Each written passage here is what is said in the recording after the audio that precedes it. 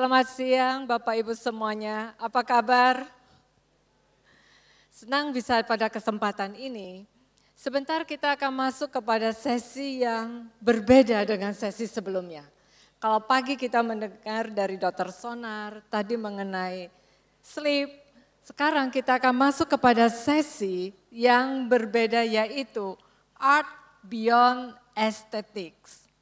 Nah pada hari ini kita juga sangat beruntung mendapatkan dua narasumber di mana kita dapat mendengarkan langsung kisah, pandangan, termasuk nanti membagikan tips dari dua sosok kolektor seni. Beliau bukan hanya menyimpan lukisan sebagai benda koleksi, tetapi juga sebagai bagian dari perjalanan budaya, sejarah, termasuk filosofi hidup. Bapak Ibu sekalian, tanpa panjang lebar, mari kita sambut dua tokoh utama kita pada sesi ini, Bapak Dr. Oi Hong Jin dan Bapak Edi Hartanto. Terima kasih. Bapak Ibu semuanya, sebelum kita memulai diskusi pada siang ini, mari kita sejenak melihat koleksi sebagian lukisan. Ini hanya sebagian Bapak Ibu, kalau lihat semuanya nanti kita nggak pulang. Sebagian koleksi dari dua narasumber ini, silakan.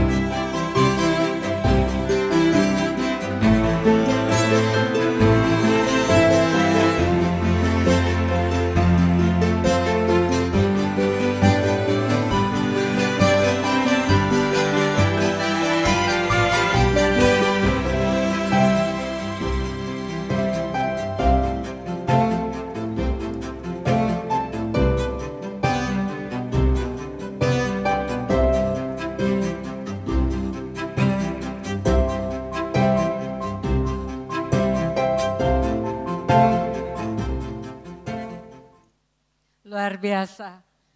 Senang ya kalau lihat lukisan Bapak Ibu, ini hanya sebagian kecil. Kalau kita mau lihat semuanya, nanti boleh berkunjung ke museum Pak Hong Jin dan ke galeri daripada Pak Edi. Nah, kita akan mulai diskusi kita pada siang hari ini. Saya akan mulai dengan Pak Edi. Pak Edi, awal mulai perjalanan sebagai kolektor.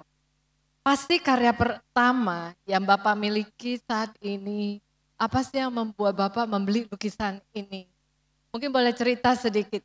Kita boleh tayangkan lukisan pertama yang dikoleksi oleh Pak Edi. Nah, ini tahun 85 ya Pak ya? Iya, sekitar tahun 85. Saya beli ini di Taman Seni Jaya Ancol. Setelah saya bekerja beberapa tahun, saya tertarik sekali dengan lukisan ini karena secara visual menarik dari segi warna, paletnya segala. Jadi ini pertama kali dan sekarang masih ada di tempat saya. Kalau lihat lukisan ini Pak udah hampir 40 tahun ya Pak. Masih disimpan nggak Pak? Masih disimpan ya? Masih. Apakah ini ada apa ya? Kadang kan kita koleksi lukisan itu karena ada emotional attachment. Oh atau... pasti, yang ini sih ya pasti ada. Ini emotional value-nya buat saya. Buat orang lain mungkin lukisan biasa, apa sih istimewanya? Tapi yang attachment-nya ke personal itu yang mungkin nggak bisa dibeli, Nggak bisa nggak bisa dibeli ya? dinilai juga. Bapak kenal pelukisnya? Kebetulan waktu itu nggak ada pelukisnya dan seperti kita tahu di Ancol itu kan ada stand-stand gitu Ya. kan ya. Waktu itu yang pelukisnya lagi nggak ada dan jual juga nggak ngerti siapa pelukisnya. Tapi saya nggak penting saat itu karena saya untuk dekorasi aja. Kalau ada yang beli, Bapak lepas nggak Pak? Enggak. Jadi putus harapan kita ya Bapak Ibu, kalau mau beli nggak dijual. Nah, mungkin saya mau pindah ke Pak Hongjin. Lukisan pertama Pak Hongjin. Mungkin boleh cerita sedikit kalau Pak Edi ini udah 40 tahun yang tadi dikoleksi. Kalau yang Pak Hongjin, nah ini lukisan yang pertama ya Pak ya. Sudah 60 tahun 60 Pak. tahun. Luar biasa. Boleh cerita sedikit kenapa Bapak sampai beli lukisan ini? Ya sebenarnya begini, saya itu mulai kecil sudah senang. Tapi hanya senang, beli nggak bisa. Wong belum ada penghasilan masih sekolah. Saya lulus kedokteran itu tahun 64, 61 tahun yang lalu. Tahun 65 pertama kali saya beli karya ini. Sebenarnya untuk memperlihatkan sekarang kan saya malu. Karena kalau saya lihat sekarang, saya pikir kok bisa ya beli lukisan kayak gitu, kalau sekarang aja dikasih aja mungkin nggak mau begitulah ya. Tapi tetap itu saya pertahankan karena itu adalah sejarah cikal bakal dari permulaan mengkoleksi sehingga saya punya museum dengan karya-karya yang paling top itu gara-gara satu lukisan ini.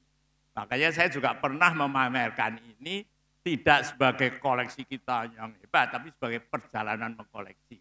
Dan ya, kalau kita bandingkan sama nanti lukisan-lukisan yang akhir, tentunya kualitasnya itu sangat berbeda. Tapi itu menunjukkan bahwa kita ini ada kemajuan. Kalau yang kita beli di pertama sama dengan yang kita beli sekarang, itu kita stagnan.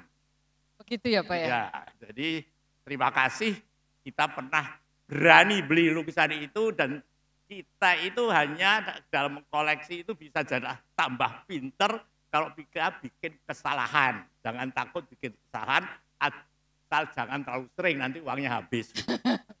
Benar juga Pak. Jadi kalau lukisan ini masih disimpan dong ya Pak ya? Saya masih simpan, bahkan saya pamerkan, saya masukkan ke dalam buku, saya bikin autobiografi, saya bikin banyak tulisan, saya cantumkan sebagai lukisan pertama. Saya nggak malu, bahkan yang saya beli ternyata itu lukisan nggak benar, saya masukkan nggak apa-apa. Gitu. Jadi Bapak Ibu, belajar mengkoleksi lukisan itu kadang kita melewati satu perjalanan ya Pak ya? Betul, karena belajar lukisan itu tidak bisa di suatu sekolah, kita tidak bisa, saya mau mengambil bachelor atau master dalam mengkoleksi, itu adalah self-taught knowledge yang harus kita jalani lewat pengalaman. Begitu juga ya Pak Edi ya? Mengoleksi lukisan itu satu perjalanan. Ya betul. Dan tabungan juga mesti tebal kali ya Pak ya? Kalau mau tidak harus, itu salah pengertian. Oh begitu dengan ya Pak? Kantong yang sangat tipis, kita bisa mendapatkan suatu koleksi yang mungkin tidak besar dalam arti uang, tapi besar dalam arti sejarah seni dan substansinya itu karena misalnya saja, itu orang sering meremehkan sketsa-sketsa yang bisa kita dapatkan dari seniman itu pada waktu masih hidup dari Avandi dengan gratis. Itu kok kita bisa mengumpulkan karya-karya itu dari seluruh perjalanan dia dan komplit, itu menjadi suatu nilai yang tidak ternilai dengan duit. Pasti museum mau mengkoleksi. Mungkin kalau Pak Hongjin yang bicara mengenai itu sih nggak valid kali ya. Kalau saya yang bicara mungkin iya. Karena kenapa? Saya kan dari orang gajian. Beda dengan Pak Hongjin kan. Dia pedagang yang benar-benar loaded. Saya bisa buktikan bahwa dari gajian, orang gajian pun juga bisa build ininya portfolio lukisan. Nah, berpindah sedikit Pak. Ini kan lukisan yang pertama ya. Saya kembali lagi mau bertanya kepada Pak Edi. Tujuan membeli lukisan atau memiliki karya seni, Pak. Tadi kita mendengarkan bahwa koleksi pertama tanpa mengetahui, Pak Edi tanpa mengenal siapa pelukisnya, tapi pada saat itu udah coba membeli. Berikut ini adalah karya terfavorit. Kita mau tayangkan lukisannya. Ini yang punya Pak Edi. Pak, ketika memutuskan membeli lukisan, apa tujuan utama yang Bapak cari? Apakah karena, ya ini juga acara wealth management, Pak. Kalau lukisan itu sering kita sebut adalah aset investasi. Sehingga yang disebut aset, tentu langsung kita berpikir return. Apakah itu salah satu yang langsung terpikir ya? Kita selalu berharap return itu kan naik. Kalau bisa berlipat-lipat. Nah, pada saat kita membeli sebuah lukisan, apakah itu menjadi tujuan utama atau ada hal yang lain? Silakan Pak Edi. Kalau saya sekarang udah serius sebagai kolektor untuk beli lukisan, untuk investment secara return, secara financial sih enggak.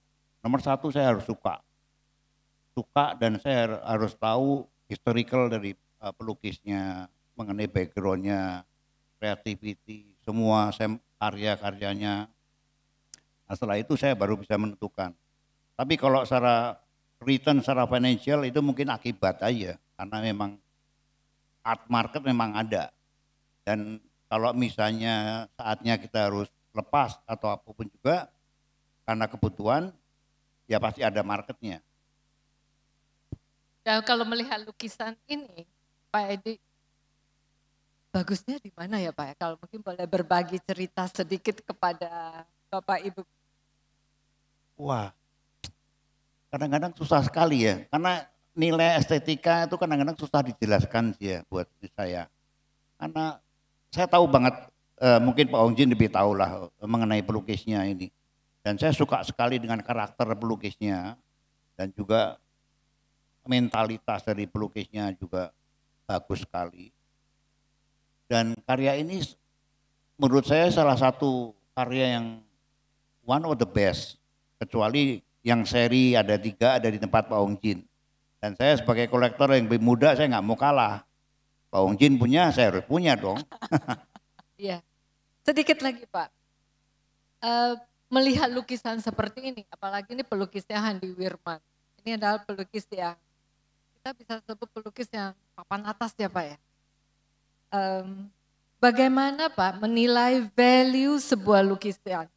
Apakah tadi Bapak sebut mesti mengenal pelukisnya? Apakah Bapak melihat jam terbang pelukis itu juga sangat penting? Jam terbang pasti harus penting sekali, tapi bukan satu-satunya faktor yang akan menentukan pelukis tersebut berhasil atau tidak. Atau mungkin kolektor tersebut akan berhasil atau tidak. Karena tergantung dari perjalanannya. Jadi jam terbang sih penting, tapi bukan satu-satunya untuk menentukan. Terima kasih. Pak Ongjin, tadi Pak Edi bilang, gak mau kalah dengan Bapak. Kalau Bapak punya ini, beliau juga mau punya. Nah, kita lihat lukisan favoritnya Pak Ongjin.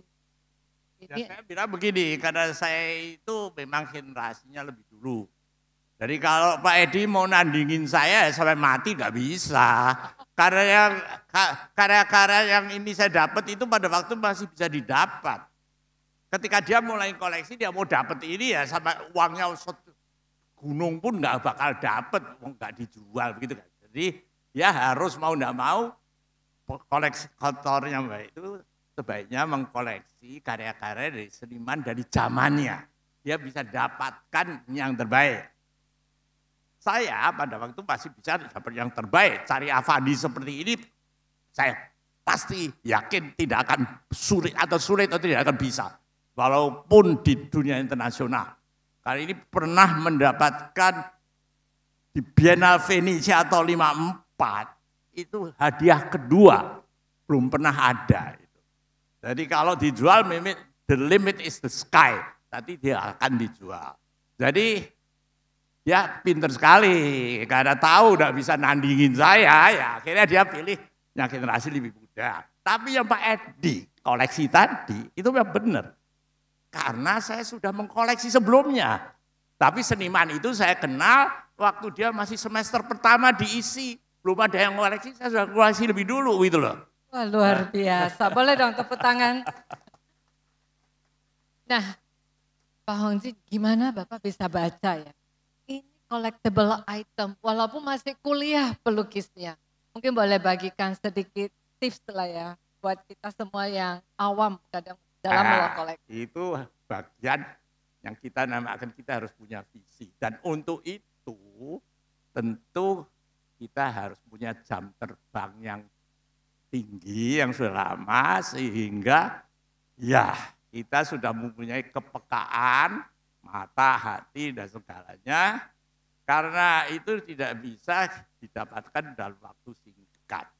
Itu perlu jam terbang.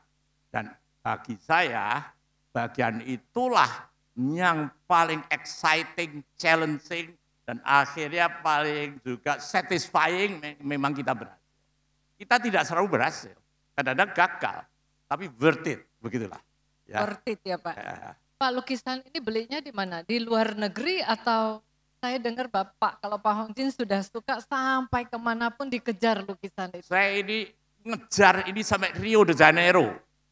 Jadi the greatest belum pernah ada kolektor Indonesia yang ngejar lukisan sampai Rio de Janeiro. Saya pada waktu itu kebetulan lukisan ini itu ketika Pak Afandi pada waktu kan lama di Eropa itu mulai tahun 51 sampai 54, terakhir dia ini ngerjakannya di Paris, 53, 54 dipamerkan, dia dapat medali kedua dan pulang. Lukisan ini kita bawa pulang itu dikoleksi mana duta besar Brasil yang itu waktu di Jakarta. Itu seorang connoisseur luar biasa, dibawa pulang. 30 tahun mungkin di sana, dia mau bikin museum, tapi meninggal. Meninggal karena dia tidak punya aturan dan sebagainya, dijual, dealernya ke Jakarta.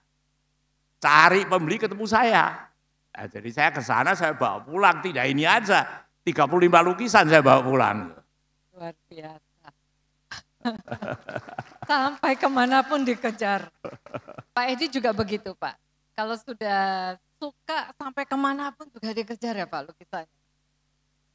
Tergantung dari ini sih, apa namanya, financial. Saya ada batasnya. Jadi mungkin beda dengan Pak Hongjin ininya. Bukannya saya sebagai murid dalam tanda petik dari Pak Hongjin mau melangkahi beliau, enggak. Beliau tetap the best dalam zamannya. Tapi saya seperti Pak Hongjin mention, saya harus masuk ke zaman saya yang benar-benar mana semua seniman itu rata-rata masih hidup. Kalau Pak Hongjin mungkin banyak yang sudah meninggal ya Pak ya? Oh ya, saya kan mengenal Afandi, saya masih belajar menilai lukisan, guru saya pertama ya Afandi.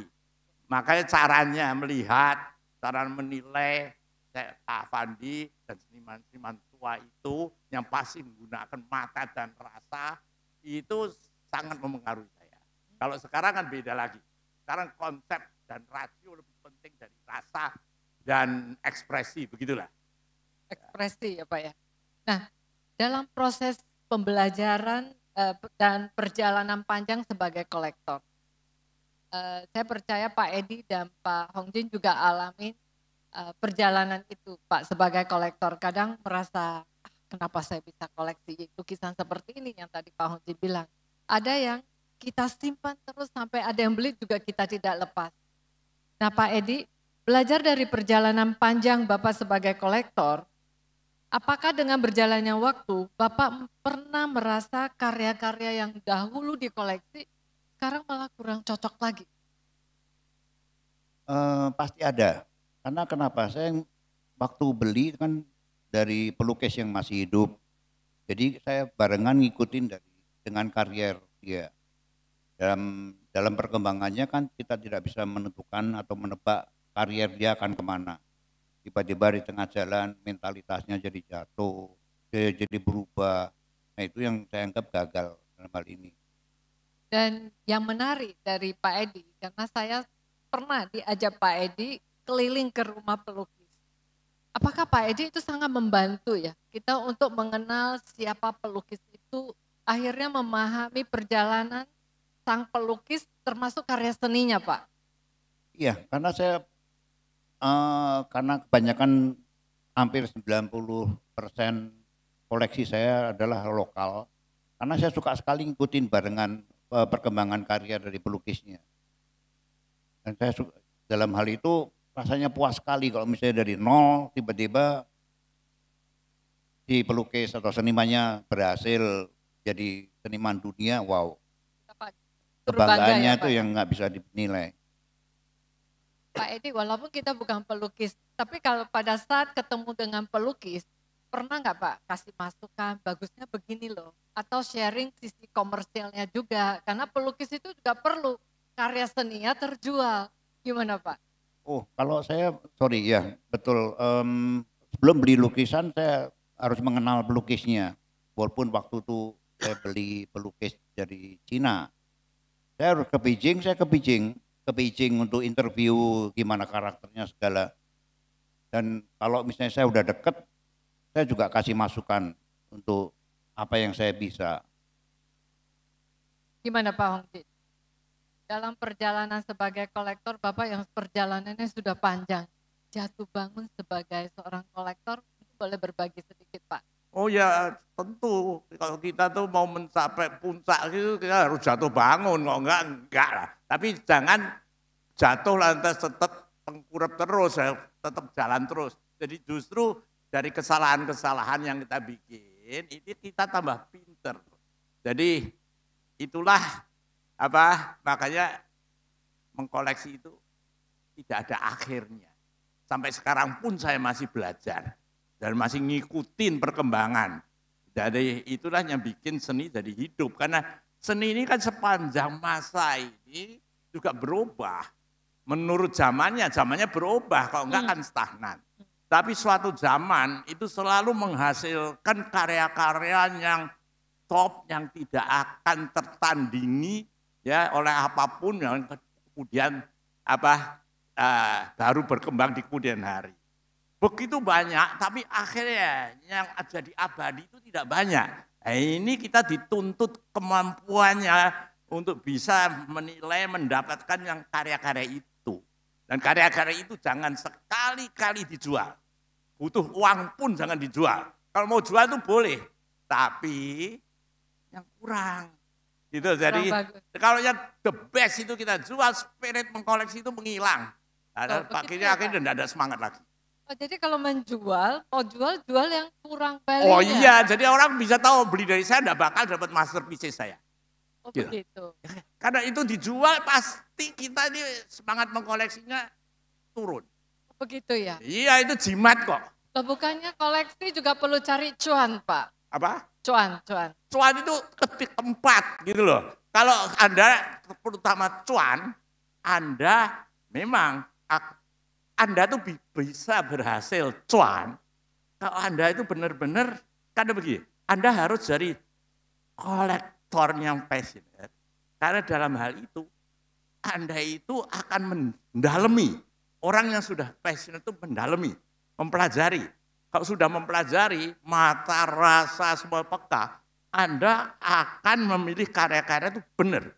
Dan karya yang bagus dalam sejarah tidak pernah turun nilainya. Bahkan ada yang pernah bikin penyelidikan statistik yield-nya itu yang ditulis sama John Marion di dalam bukunya The Best of Everything tahun 1989 saya baca. Selalu lebih tinggi dari stok, ya, dari saham atau properti atau apapun juga. Tepuk tangan dong buat kedua narasumber kita. Sedikit, berarti ada perbedaan antara kolektor mumpuni dengan kolektor passionate ya? Ya, kalau passion itu tidak bakal menjual karya yang terbaik. Nah, makanya saya bilang gini, jangan menjadikan investment sebagai prime motive untuk mengkoleksi. Tapi bahwa mengkoleksi itu satu investment yang bagus, yes. Kalau yang dikoleksi benar. Kalau dikoleksi lain uangnya habis. Dan benar tidak bagus. Nah benernya itu kalau kita memang sudah betul mencintai passion, kita akan mendalami. Dan kalau sudah mendalami, kita bikin studi kita sendiri, research sendiri, dan kita mempunyai knowledge, mempunyai self-confidence, tidak bisa dipengaruhi oleh lain orang. Kalau kita dengan lain orang itu bisa keblusuk. Nah, tanya orang yang lebih pintar, dia sendiri kepengen, dia bilang ini jelek, tidak dibeli dia sendiri, gitulah. Ya, kita nanti malah nyesel kalau memberitahu gitu saja. Jadi you have to make your decision yourself. Kalau bisa minta pertimbangan orang-orang. You have to decide ya Pak ya. Ya. Nah Pak Edi, kalau bicara passionate collector, top 3 di pikiran Bapak itu apa? Sebagai seorang kolektor yang akhirnya dia menjadi passionate collector. Saya pikir sih jadi merupakan bagian hidup dari seseorang. Hidup ya malah Iya. Pak. Udah part of ininya life dari seorang tuh ini ya. Jadi harus ikut secara belajar juga prosesnya terus. Nggak akan berhenti untuk lukisan. Untuk art tuh nggak ada satu limit yang kita harus mana harus berhenti. Oh ini belajar saya udah tutup. Enggak. Jadi terus untuk jiwanya ada di situ lah untuk ngikutin terus. Jadi kalau boleh saya tambahin ya, itu tidak hanya berarti wealth management dalam arti duitnya tambah banyak, tapi wealth management dalam arti yang lebih tinggi lagi, itu termasuk health management, health investment dan investment kebahagiaan kita. Di atas itu semuanya. Itu happiness investment ya Pak. Part of your life. Part of your life. Begitulah. Kalau itu dicabut, Anda mungkin stres. Luar biasa. Sehat, teman mati malahan. Jadi tingkatannya lebih tinggi gitu ya Pak ya. Oh iya. Wealth management, habis itu life investment, happiness investment. Happiness, enjoyment segalanya. Kadang Pak, happiness kita masih terpaku dengan return ya Bapak Ibu ya. Itu keliru besar gitu lah. Ya, ini lagi sebenarnya nggak ada salahnya juga sih kalau kita mikirin mengenai return juga. Karena nanti yang akan menikmatin return itu mungkin bukan kita, generasi kita, mungkin anak cucu kita, cicit kita dan selanjutnya. Dan itu udah terbukti dalam satu historical art kolektor, di mana nanti yang menikmati sebenarnya anak-anak cucunya lah. Ya, terima kasih. Nah, Bapak Ibu semuanya mungkin kepengen lihat ya, apa sih bagaimana perjalanan ini, dan dari 2 narasumber ini mereka sudah memiliki juga namanya museum dan galeri pribadi. Kalau sudah punya galeri berarti sudah banyak lukisan-lukisan yang dipajang, jadi tidak hanya koleksi beberapa tapi sudah cukup banyak, apalagi sampai punya museum. Pak Edi, bagaimana perjalanan Bapak hingga akhirnya memiliki galeri seni sendiri? Dan sebelum Bapak bercerita, mungkin kita lihat dulu galeri pribadi, galeri seni dari pada Pak Edi. Silakan.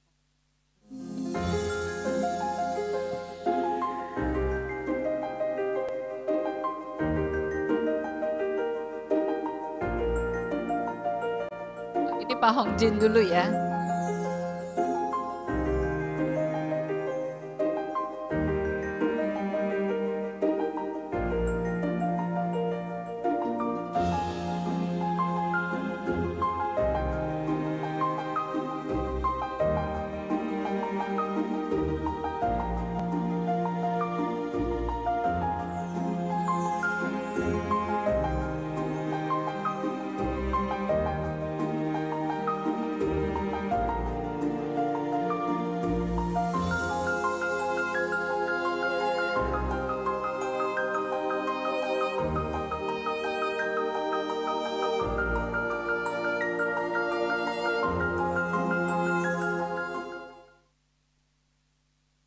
Pak Edi, boleh cerita sedikit nggak? Bagaimana sampai punya kepikiran membuat galeri seni? Karena kebutuhan aja, karena koleksi saya makin lama makin membengkak dan sekarang udah jumlahnya cukup signifikan dan saya nggak bisa nikmatin kalau di gudang. Dan kebetulan ada tanah dan kebetulan saya bangun 3 lantai khusus untuk display aja. Dan tujuannya untuk penikmatan saya pribadi dan juga untuk penikmatan sharing dengan yang lain sebenarnya. Sering misalnya seniman yang datang ke rumah untuk lihat-lihat diskusi, art komunitas juga datang ke rumah untuk sharing segala itu tujuannya sebenarnya. Ya, kita juga datang ke rumah Pak Edi, di situ ada tempat makan, sambil makan, minum wine, sambil lihat lukisan, itu nikmat sekali. Pak Hongjin, gimana Pak, sampai punya museum juga? Saya itu tidak pernah mikir, tidak mempunyai keinginan untuk jadi kolektor saja, tidak, apalagi bikin museum. Cuma saya memang senang seni rupa sejak kecil, karena sejak saya lahir bisa melihat itu dinding rumah kita itu sudah dipajang dengan karya-karya seni. Tapi karena itu memang saya senang dari dulu, ya rumah itu selalu kalau nggak ada karya kan sudah terasa di situ lah. Punya uang beli terus akhirnya kondisi keadaan memaksakan membuat kita begitu karena akhirnya saya itu tersangkut di Magelang. Magelang itu dekat dengan Jogja. Jogja itu pusat seni budaya, di situ banyak seniman. Dan seniman-seniman itu begitu tahu ada orang yang beli lukisan, kita diregutuk terus. Ya, wah datengin terus, akhirnya kita jadi kenal sampai deket dan sebagainya. Setelah punya banyak, ya toh kita tidak tahu taruh di mana lagi. Seniman itu yang dorong saya, bikin museum. Jadi museum bisa jadi karena dorongan mereka, karena bantuan mereka. Nah, ketika saya mulai bikin museum, saya mikir, harus museum yang mempunyai nilai, kita tidak bisa mengoleksi semuanya, harus fokus dan harus mempunyai nilai substansial yang penting. Akhirnya saya mengkhususkan diri untuk hanya membatasi pada seni rupa Indonesia modern dan kontemporer. Karena kalau kita bikin sekalian tidak mungkin bisa intens, karena dana juga terbatas, pengetahuan tempat terbatas, jadi tersebar kemana-mana. Akhirnya jadi OHD Museum yang terkenal, sangat historis, sangat komprehensif, dan merupakan representasi dari sejarah seni rupa Indonesia yang paling penting. Pak Hongjin, kalau kita melihat lukisan hari ini ya, kan kalau pelukis yang sudah meninggal itu kan mungkin yang zaman dulu, ya. Dengan banyaknya pelukis-pelukis muda hari ini di Indonesia, Bapak lihat ada perubahan tren nggak? Apalagi generasinya kan berubah. Ini Zanzi juga udah mulai menjadi pelukis dan sudah malah ikut exhibition. Bapak lihat perjalanan seni lukis di Indonesia dari dulu, terutama dalam masa 20 tahun terakhir ini perubahannya cukup signifikan, lebih berkualitas atau bagaimana Pak? Sangat signifikan. Kalau kita bilang lebih kualitas, saya tidak bisa ngomong. Lain. Jadi kualitasnya setiap periode ada kualitasnya, dan ini juga ada. Tapi kita tidak bisa membandingkan antara karya-karya yang saya anggap paling top sekarang sama yang dulu. Misalnya, kalau seni lukis, saya tetap lebih senang yang dulu. Karena kenapa? Dulu melukis itu seniman sendiri. Pakai tangannya sendiri, semua jiwanya lewat tangannya sendiri. Di situ terasa getaran jiwa dia. Kalau sekarang, yang dikatakan kontemporer, segala itu dihalalkan. Segala materinya dipakai, mediumnya dulu juga terbatas. Dan pakai artisan pun boleh. Yang paling penting konsep, cerita, dan hasilnya seperti apa. Sehingga terjadi karya-karya yang macam-macam dimensinya, pakai dimensi ketiga, suara, keempat, bau, sampai gerakan dan sebagainya. Karyanya lain. Semua ada daya tariknya sendiri, tapi beda. Dan tergantung apa yang kita mau, apa yang kita pilih. Gitu. Tapi kan saya kalau lukisan, tetap saya pilih dulu. Tapi kalau yang baru-baru ini, dulu nggak ada, ini sesuatu yang baru. Dan dilalahnya saya itu beruntung, saya juga bisa mengapresiasi, menikmati yang baru. Banyak kolektor lama yang, wah itu bukan dunia kita, berhenti. Begitulah. Pak Edi melihat pelukis sekarang, dengan mengoleksi lukisan-lukisan kontemporer sekarang, di mana pelukisnya juga masih muda-muda, dari sisi kualitas banyak peningkatan atau seperti apa ya sekarang? Kalau dari kualitas sih jelas meningkat ya dibanding yang sebelum-sebelumnya. Dan mengenai tipe atau coraknya juga akan berbeda. Untuk yang ke depan lagi pasti akan berbeda karena mereka sudah bermain dengan teknologi, misalnya digital dengan ya yang berhubungan dengan teknologi lah itu ininya. Dan udah bukan konvensional yang dengan kuas, tangan dan ini ya akan beda. Nah, terakhir saya ingin tanyakan tips untuk kita Bapak Ibu sekalian di tempat ini, kita yang mau mulai tertarik untuk mengkoleksi seni lukis. Tipsnya lebih seperti apa sih Pak? Saya yakin semua kita akan bangga kalau koleksi kita nilainya meningkat, nilai rupiahnya Pak.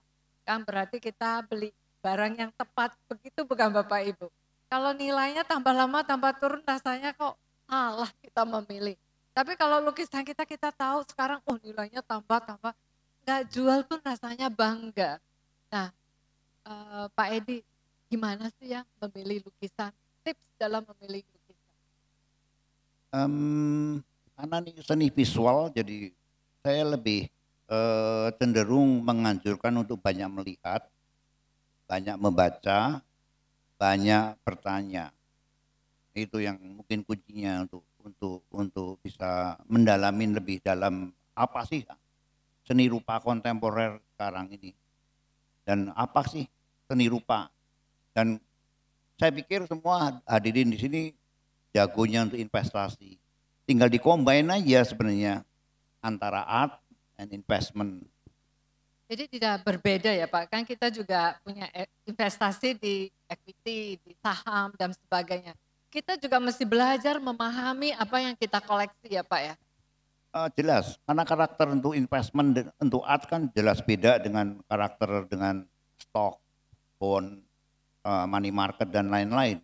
Karena karakternya kan jauh sekali beda. Jadi harus dipahamin kalau memang benar-benar harus invest, harus tahu karakter mengenai art itu apa.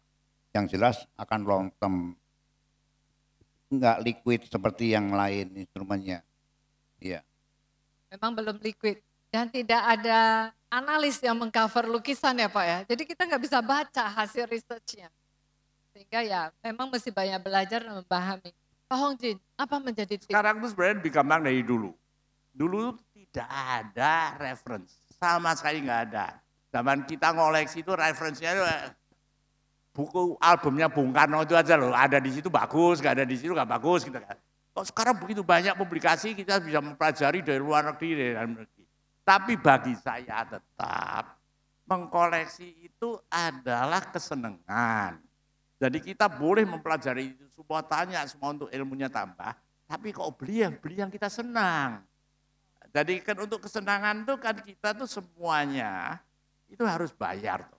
Kita mau makan enak bayar, kita mau nonton film bayar, mau dansa bayar, mau segala kan bayar. Jadi mau menikmati bayar, bahwa itu kemudian nanti harganya nggak naik, ya toh. Tapi juga kita beda senangnya, kita jangan susah, harus terima kasih, berarti kita naik kelas gitu loh. Jadi semua kita harus positive thinking, yang sudah tidak senang bisa dilungsurkan, ya bisa dijual, dihadiahkan, ya, buat koleksi dan sebagainya. Tapi akhirnya dengan begitu kita nanti akan mencapai suatu tingkatan yang memang naturally itu adalah biasa perjalanan seorang kolektor yang benar, begitulah. Sebelum kita akhiri sesi ini, saya ingin mengundang Bapak-Bapak untuk menyampaikan closing remark atau insight tips apa kepada para audiens di tempat ini. Silakan Pak Hongjin. Saya bilang seni itu sangat menyenangkan. Jadi hidup ini tanpa seni, ya segala macam seni. Karena saya juga tidak hanya mendengi seni rupa, seni musik, seni tari, seni sastra. Hidup tanpa seni itu kering. Dan Anda terutama nanti akan merasakan kalau Anda sudah pensiun, Anda sudah jadi tua bangka seperti saya, kita tetap tidak kesepian, tetap ada aktivitas yang menyenangkan yang menghilangkan semua stres, kita tetap bahagia, tetap bisa bersenang-senang sepanjang masa. Terima kasih Pak Hongki. Pak Edi? Setiap kali saya bertemu dengan orang yang quote unquote awam mengenai seni rupa, setiap kali saya memperkenalkan seni rupa, jawabannya pasti nomor satu, wah saya nggak ngerti, itu bukan level gua, saya nggak bakat. Itu bukan masalah bakat atau tidak bakat. Mau atau tidak mau kita mau belajar. Dan setelah belajar ini seni rupa, itu amat sangat menyenangkan sekali. Itu aja. Terima kasih. Terima kasih sekali lagi aplaus untuk kedua narasumber kita.